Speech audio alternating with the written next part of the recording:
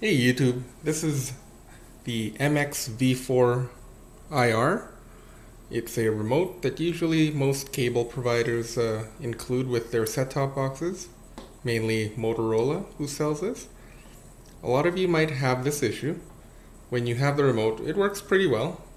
I actually have a background in home automation and I've done setups for, Logitech and Control 4. Really good products. But personally, I use this guy. And I use it because it has a lot of learning functions, like that A, B, C buttons there. You can program that to do anything. I have a pretty crazy home automation setup at home, and this works really well with it. So as long as it understands IR commands, this thing can learn it. So I have it connected to a media rack with an HDMI matrix. It works great for that. But anyways, on to the video. This remote was working fine, and about once a year, I need to replace it. So I go to the cable guy, the cable store, and I get them to switch it for a new one because it gets unresponsive after a while. Well, you know what? I don't need to do that anymore because I found out why it's doing this. Okay, so if you don't mind, let's just take it apart and see why it's not working anymore. First, we got to get rid of the battery cover. Take that out. Take out the batteries. Check out these Eneloops. These are great. These things will charge, more than 500 times, and they'll replace all your disposable batteries. So, highly recommend that product. Right. So if you look closely here, there's a screw there that you have to undo. So you just take your screwdriver and you open it up. Make sure not to lose that screw, so keep it close by.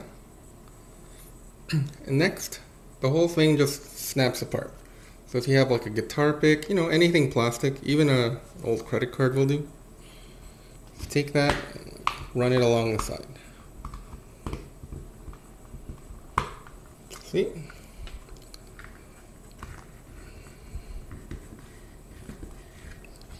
Run it along the other side. Just keep going.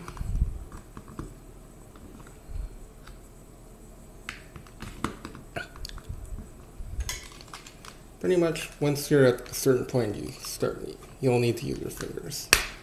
See?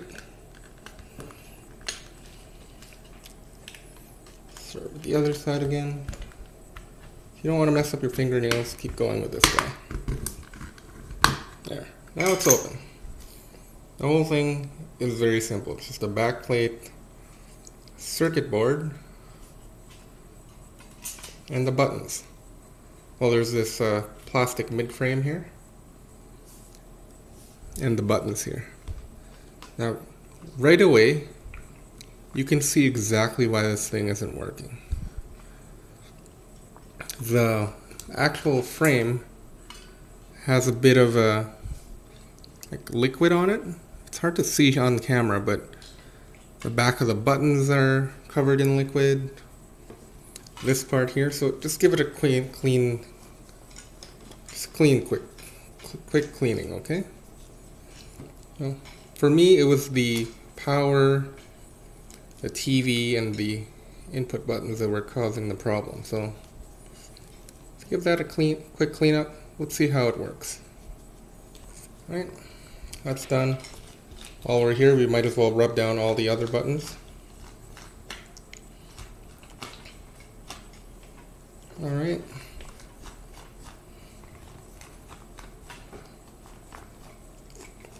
Yeah, you don't want oil between the contacts on the circuit board, so that could be what's causing the issues.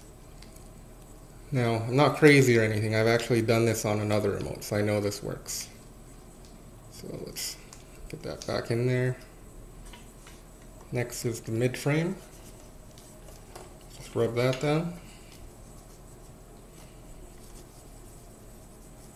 Okay. It's all good.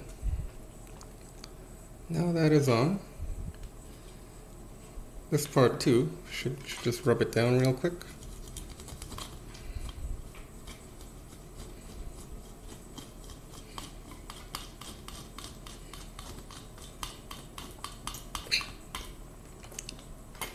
Once that's done, just put it on like so, and we are all done.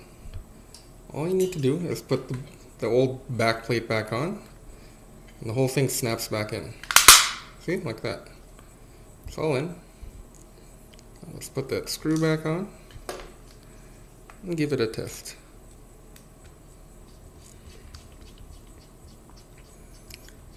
See, told you this was going to be easy. So let's put the batteries back in.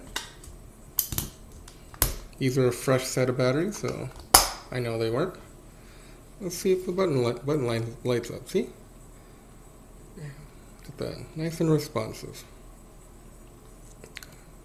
See? These didn't work before. These buttons. Now they're working just fine. Okay, so if you have any more questions, leave a comment below. And if this helped you, please like and subscribe. Have a great day.